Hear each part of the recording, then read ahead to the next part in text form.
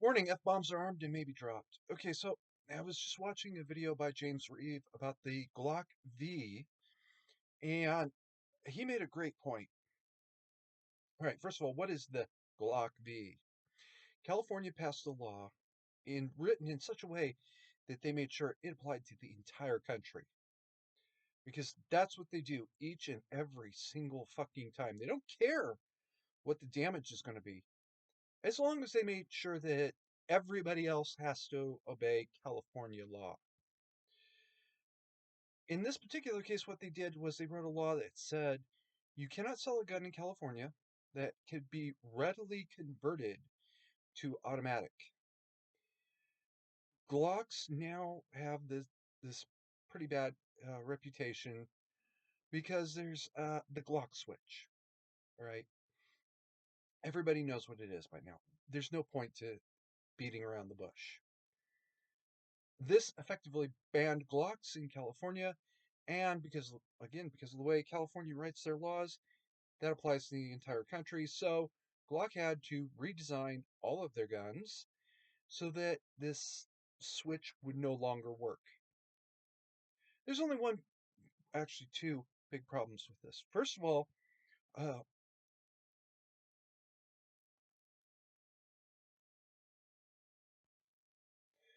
first of all, uh, there's no such thing as a gun that cannot be converted to automatic. All right, there was a massive cottage industry of people trying to convert Lee Enfield to what they called at the time light machine guns. I want to point out something here. The Lee Enfield is a bolt action rifle. There was massive cottage industries of people trying to do it. Most of them failed. I think there was one actually good idea, but economies of scale, they just never followed through. And that's fine. But that's fine. Now, the same cottage industry could be resurrected in hours, and you're right back to converting SMLEs to, at very least, semi-auto. It's just absolutely ridiculous notion, but people keep following it anyway. You think banning the thing will make it go away? Hey, here's a news flash. Dataslav meat is Volstead backwards for a reason. You ban something doesn't make it go away. It just means that the black market will take over that much harder. Volstead was the enabling act for prohibition. How did that work out again? Oh, right. The mafia literally controlled the country for about 12, 18 years. They still have massive influence. Oh, and that was what prohibition created. Now, this is going to be unpopular. Um, I don't blame Glock. This is absolutely in no way, shape, or form their fault. There is at least a few companies that have gone under, and the one I can really think of was the Folding Glock company. I know that there was more to it than that. Um, the process was expensive, and there wasn't enough of a client base. But days after the ATF, under uh, Barack, o, Barack Obama appointed leadership, demanded Folding Glock, the Folding Glock company's customer records, all of a sudden they went out of business. Hmm. Wow. No shit. I would have shuttered everything and burned the place to the ground personally, but hey, that's just me. All right. They're seeing what these legal actions can do. And that's the point. Create this legal action so that you can go after this, that, the other company and go after them and go after them until they're forced to go out of business. They can't afford to do anything anymore. Uh, KB Harms is another one. that was basically destroyed by a lawsuit. And that wasn't even government action, that was civil action. Company A sued them for theft of proprietary information that was never Company A's property to begin with. The proprietary information that KB Arms sold to whatever the hell their name um, was a totally different thing. And Company A, whatever the hell their name was again, went out of business and only reincorporated when KB Arms tried to get back into the gun making business. Right? And now they're being sued. And they were sued and badgered and harassed until KB Arms' uh, business partner, Brownells, was forced to back out. And now KB Arms is back out of business. That's the point. Harass these companies until they no longer exist. Sue them and financially ruin them, and you can make them go away eventually.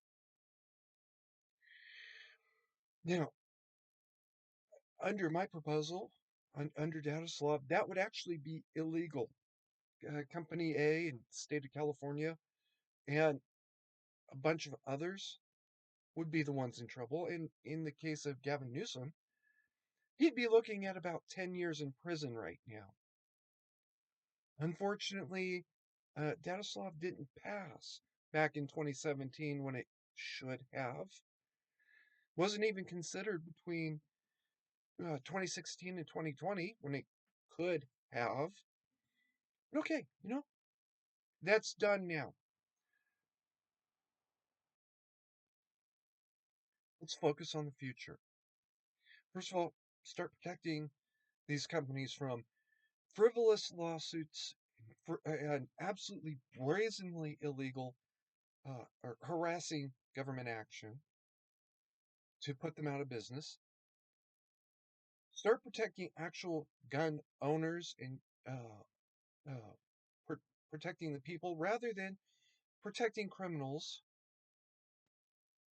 by disarming the public and creating this massive black market for guns. And put it, get some sense back into this universe. Now, I know people don't look past this big scary name, mandatory carry. All right, and that's unfortunate. That's a sign of their laziness and lack of competence. Uh, Nowhere does my proposal say you have to carry a gun. You have to carry something. It puts in a lot of protections for gun companies, gun owners. It does not give gun companies carte blanche. SIG and Ruger would be in a lot of trouble right now under Dadislaw because you automatically lose any protection for defective product. Hmm. I bet you Ruger and SIG didn't like hearing that. I'm going to guess that they're not going to be big supporters. It's weird. SIG has really one bad problem. It just keeps getting worse. All they have to do is pull that one product from the market. Just pull it. Just say, you know what? There's a problem with this one. We don't know what it is at this point. And you could even make it say, you know what? It's not really a problem. It's just a PR disaster. So we're pulling them off the market. That's it. We're done. Ruger. I mean, you got yourself into that mess. There's nothing I can do to help you. Um,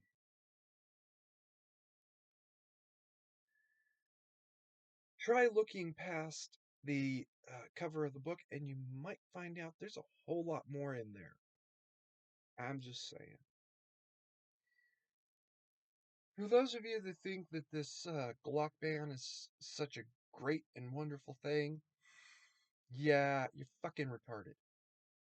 All right, all you did was create a new black market for the old-fashioned Glocks. They'll be back. They'll be back with a vengeance, and you'll be on the wrong end of one. Congratulations. I want to point out something here. There is a huge, huge industry in the Philippines for producing Colt 1911s, and they go worldwide. They produce more Colt 1911s in a given day than the rest of the world produces in a year, and all of them end up on the black market. None of them end up in lawful hands. Or if they do, it's because they pass through 2 or 3 criminal hands first. It's as simple as that.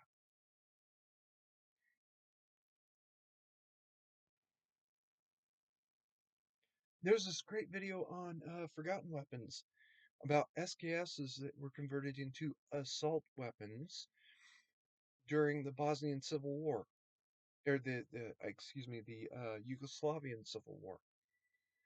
Um, Detachable magazine fed, automatic only. Oh, that's an interesting detail, isn't it? Um, they were converted back for export, and okay, great, fine. Required some pieces be put into the stocks to replace parts that had been ground out during the war. Um, there's a video somewhere on YouTube of an M1 Garand that was converted to automatic. Fixed magazine, I think, but it was an automatic rifle. And, well, it had to have been fixed magazine because the guy made a point of it to say, good thing this isn't an assault rifle, fixed magazine, and then fired off the entire mag, literally in just one trigger squeeze. Now, here's something you might not realize. I used to have a Smith & Wesson 4006. I got it because at the time I got it, it had just been adopted by the California Highway Patrol as their as their on-duty carry gun. Well, that's a big vote of confidence right there, isn't it? Great, good. More than once when I had it, I would sit there and play with it, and I eventually did figure out that if I did this or this, I could convert this thing to an automatic. Now, I also figured out I could probably convert it to automatic, only converting it to selective fire. I could do it. I could. Um, be a little bit more difficult. I think I could do it though. There's a few people I will tell that secret to. One of them actually did carry that gun at one point in his career, so I bet you he'd know exactly what I'm saying. He might already know. At any rate,